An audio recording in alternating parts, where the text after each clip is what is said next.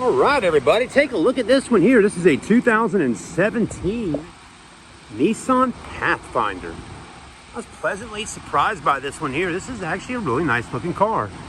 And pretty clean too, very nice and clean. Anyways, let's go ahead and walk around and take a look at it and see what kind of options it has on it. And main thing, really see if a Nissan Pathfinder is something that might work for you. You know, a lot of people are out there looking for SUVs to buy for their family, and you're just not sure which one to get. There's so many to choose from. A lot of times you're in a certain price range and budget that you're trying to, you know, spend. You don't want to spend too much, but then you don't want to spend too little. And then you look at some cars out there in the marketplace for sale, and you're like, wow, I mean, that car is really just that price. So that's why you got the video right here to take a look at it. So no matter whether you're here in Myrtle Beach, Charleston, Mount Pleasant, you know, North Carolina, Georgia, wherever you're at. I mean, it don't matter if you're in California. If you're watching the review today, this video is just about this 2017 Nissan Pathfinder to see if it will work for you. Now, if you're out this way and you want to come by and take a look at this car and buy this one, that's great. And that's definitely something we'd be more than happy to help you with. But at the same time, most 2017 Pathfinders, if they're white with tan interior with this package, are going to be exactly just like this, other than maybe the cleanliness and the maintenance and everything like that. But anyways, let's go ahead and walk around and take a look. Headlights look good. I like the projectors. You got a nice LED right here. You got the fog lights down there. This one does have a little bit of some kind of discoloration on the front here from you know, like rock chips, but not really rock chips actually. More looks like bugs that hit the front bumper over the years of driving on the interstates.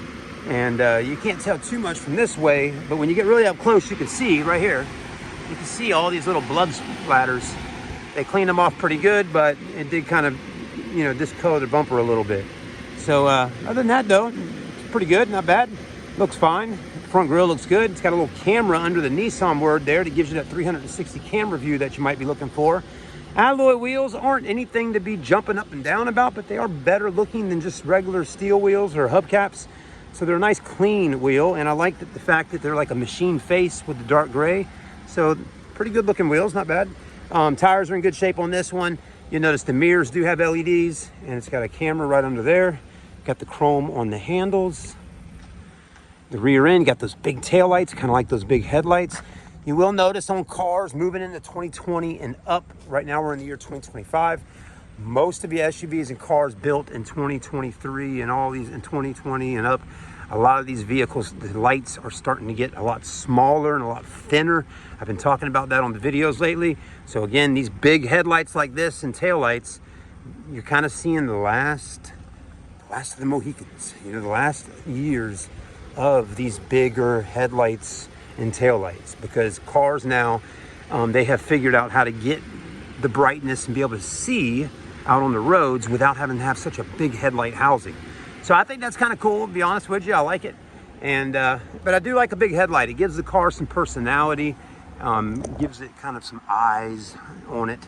You know, taillights give it eyes in the back, headlights give it eyes in the front. So again, cars will look pretty, I think, with bigger headlights and stuff like that. But maybe they'll look sexier without them. I don't know, you know, that's just kind of my thoughts, but I have to see more and more vehicles as they keep being built with the smaller, thinner headlights to see if I like that or not. But I have seen some that look really cool. You got a lot of space in the back of the Pathfinder if you're not using the third row seat. Right now I got that third row down, and this is a lot of room right here, but when you do put the third row up, it does make the cargo space quite a bit smaller. This one doesn't have any power buttons to press to be able to raise it up and down, so you will have to kind of lean in a good bit and grab that if it goes over like it just did, and pull this up when using your strength. So hopefully you got some muscle there if you're not too old. You know, you got that muscle still, right? I mean, not saying old folks don't have muscle, some do, but some of us, when we get up into our 60s and 70s and 80s, the muscles get a little weaker. So anyways, if you're a little younger, it's easier to pull those back seats up. So we did okay. I'm 45, so I'm still passing the bar. But yeah, a lot less room back here with the third row up. Okay, so if you got some kids, let's see what kind of room we got. Not a lot. There's not a lot of space back there. This is going to be more for the smaller kids. One thing I do like that Nissan did is they put a ton of room under here. Look how deep that is. Nice big storage area right under this little section here. So that's nice to see. Some vehicles don't have that much storage under there. You got the power tailgate, the backup camera, and the backup sensors. So backing up the car and parking it shouldn't be too difficult. It does have a few little bumps and bruises on the back. I got a little dent right here, a little ding with a scratch, another little scuff and scratch there and on the back, because people load things in and out of their vehicles quite a bit.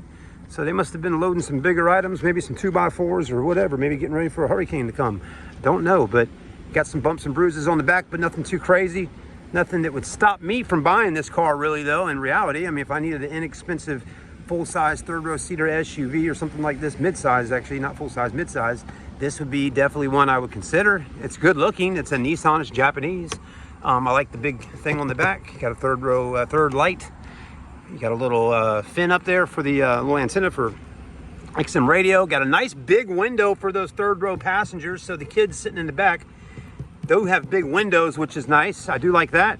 They don't feel as claustrophobic back here in that third row with that big window. You got the rails. You just need some crossbars, and this thing would look really cool, and some kayaks. I also like that the door panels here. I love the all one color, and I love these big open bottle holder areas here for cups. That's nice. Another big area to put there, another area here, and the leather is looking really good, and it's soft. Also like that Nissan gave it a big plastic area and a step right here. That's really nice, because that's a very busy area getting in and out of cars. And look at these back seats. Look, I mean, look how nice and soft they are. They look like they got a lot of cushion in them. I mean, they are nice little chubby seats all the way around. These are some chubby checkers in the back of this car here. So I like that. That tells me that it's going to be comfortable for long trips, especially back there too. And it does have rear air controls. You can change the temperature back here, and you got rear heated seats and a power outlet for those kids. They can throw some things in here. So good stuff, okay? Liking that. So far, I mean, this Nissan Pathfinder is winning in my book. I'm liking it. For the money, this is a really nice midsize SUV. I personally think if I had to pick this over a Ford Explorer, I might pick the Pathfinder. Now, I do like the Ford Explorer Sports, but this one right here, if I couldn't get a Ford Explorer Sport or something more higher trim level in the Explorer, I'd pick this Pathfinder here. This is nice. And you're gonna save a lot of bucks doing it. It does have power seats, lumbar support. This one does have a little rip right there on that seat cover, or seat right there, but that's gonna get fixed. Most likely that'll get taken care of. The dash, let's go ahead and hop in. Got a lot of buttons down here. You got a heated steering wheel, power tailgate button, on off, traction control, blind spot monitoring light, tow mode, and that main thing there. You got lots of buttons up here, cruise control, and you know, volume, radio. You got low fuel right now, as we can see on that screen. Mileage is 118,984. So not bad on the miles on this one. And the dash, I like the two-tone with the black and the tan, very clean. And you got a nice big display right here. Now, the only thing I would say is they didn't give you a whole lot of extras in the nav screen there. I don't think it even has navigation on this one, but it's got enough. You know what I liked about it too, when I hit apps, this stuff kind of looks nice. The display doesn't look old and outdated, so that's kind of cool. But it doesn't have a whole lot going on in here, but just it's got the basic stuff that you really need at the end of the day. This is nice. That button, I like that. It looks good. And this here looks fine. The silver with the little honeycomb look looks fine to me. Heated seats, big cup holders, more storage, more storage, more storage, more storage, more power outlets, and all that. The backup camera, let's take a look. Throw her in reverse. You got a nice big camera view, and you got the third, you know, the 360 degrees. The mirrors do tilt, and you got blind spot, like I said earlier.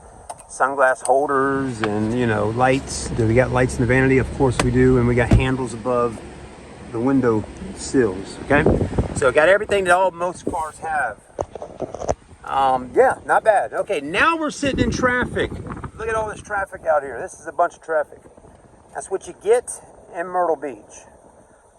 It's a busy area that we're living in right here in this little Sockasty Forest Brook, Dick Pond Road area.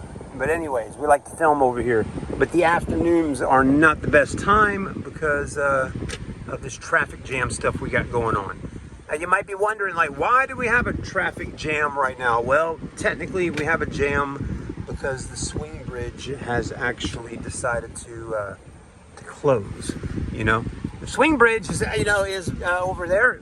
The reason we got a swing bridge is because we got a intercoastal waterway over there, and people have to drive their boats under that bridge. So that bridge has got to open up and be able to let people drive their boats under it.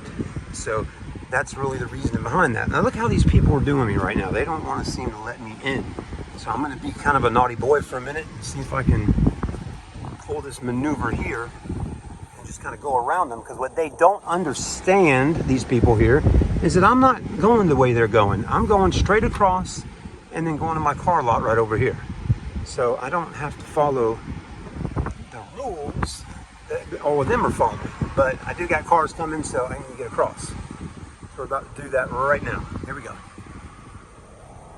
So anyways, there's the Nissan Pathfinder review. What do you think? I mean, this one, I'm giving it an 8 out of 10 on cleanliness. It looks really good, and it's comfortable. It does sit a little low to the ground, so it's not going to have that feel like a big SUV or an off-roader type, an overlander.